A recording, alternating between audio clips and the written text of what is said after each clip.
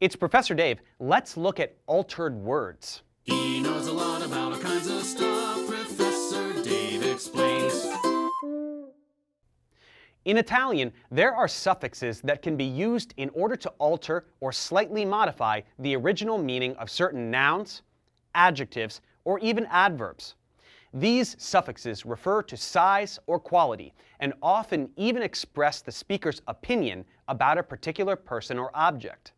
Although these suffixes are extremely common in Italian, their use is rather idiomatic, and beginners should be discouraged from using them gratuitously without checking with a dictionary or native speaker. Not all words will automatically combine with all the suffixes, and modifications to the root word may be required. The modified word usually retains the original gender, so caution must be paid. With these disclaimers in mind, let's learn some of these fun altered words now. The first type of altered word is the diminutivo. This suffix, which is ino or ina, depending on gender, implies that an object is especially small. For example, scarpa means shoe, but if you have a scarpina, that would be a tiny shoe. Some other examples of the diminutivo are as follows. Un gatto, un gattino. Una tazza, una tazzina. Un naso, un nasino. Un gelato, un gelatino. Una stella, una stellina. The next category is the vezzeggiativo. This suffix, which is etto or etta, depending on gender, implies that an object is particularly cute. So again, instead of simply scarpa, una scarpetta is a very cute shoe. This can also imply affection or endearment. For example, un ragazzo, un ragazzetto. Una vecchia, una vecchietta. Una cena, una cenetta. Un bacio, un bacetto. Next, there is the accrescitivo. This suffix, one or ona, implies largeness in either a literal or figurative sense. So, if the scarpa becomes scarpona, that's a big shoe. Un libro, un librone. Una casa, una casona. Un bicchiere, un bicchierone. Un naso, un nasone.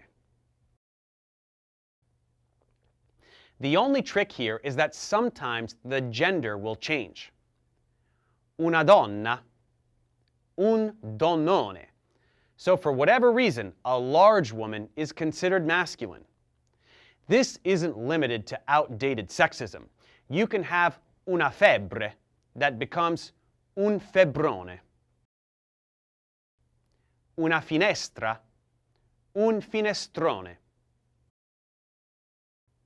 Una testa, un testone. Una scatola, uno scatolone. Lastly, there is the dispregiativo, or pejorativo. Here, the suffix accio, or accia, implies ugliness or unpleasantness. So if scarpa becomes scarpaccia, that is one ugly shoe. This might seem mean, but Italians just like to use colorful language like this. Un ragazzo, un ragazzaccio. Una parola, una parolaccia. un giornale, un giornalaccio. Una birra, una birraccia.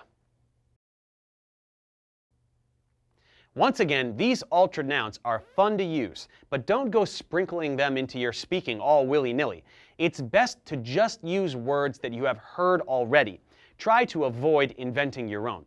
Some will be used commonly, so they will be fair game. Let's practice altering a few nouns. È un libro piccolo. È un librino. È un vino disgustoso. È un vinaccio. È un albergo molto grande.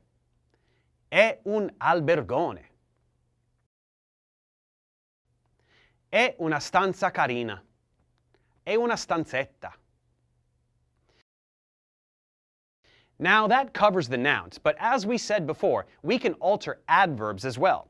Some of these will be familiar from way back when we talked about how one can respond when being asked, "How are you?"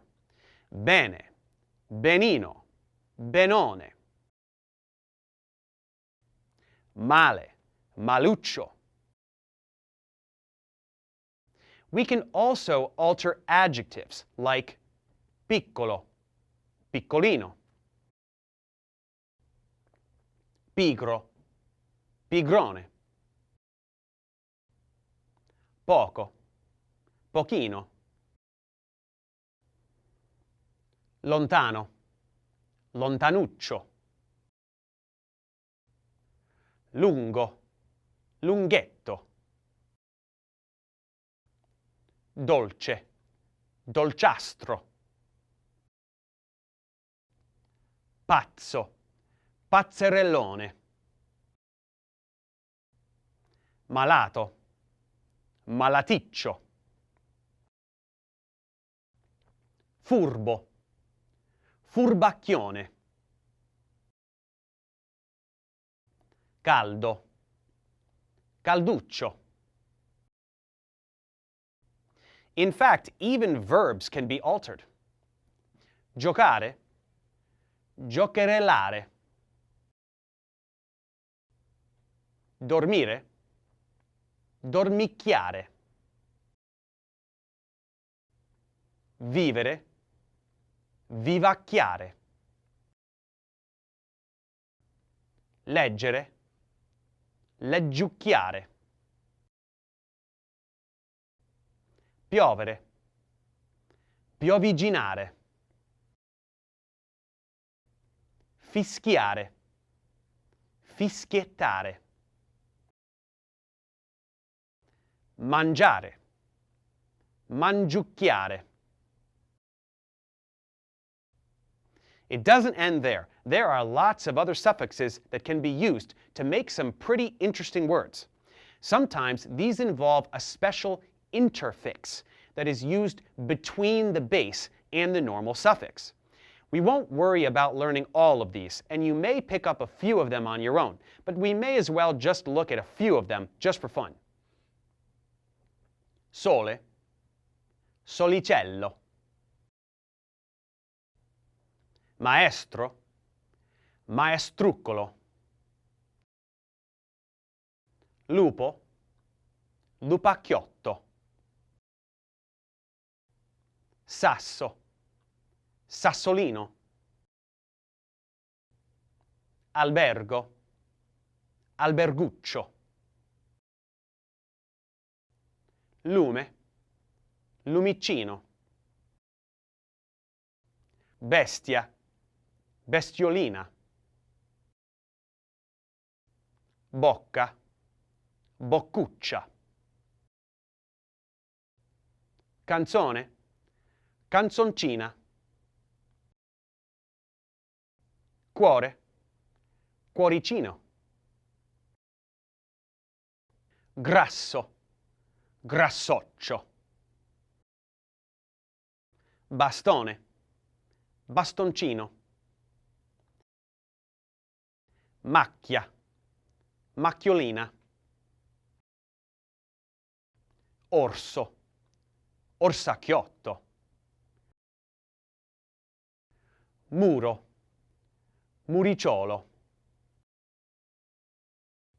And that's it for altered words, which are a fun and unique aspect of the Italian language. So now, when your Italian grandmother asks whether you want a gelatino, you can say, no, io vorrei un gelatone. Let's check comprehension.